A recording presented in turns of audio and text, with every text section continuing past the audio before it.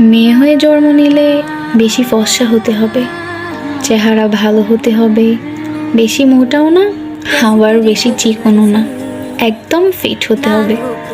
খাটোও হওয়া যাবে না আবার বেশি লম্বাও হওয়া যাবে না। বাবার প্রচুর টাকা সম্পত্তি থাকতে হবে, আবার সব কাজও জানতে হবে। এক কথায় একের ভিতর সব।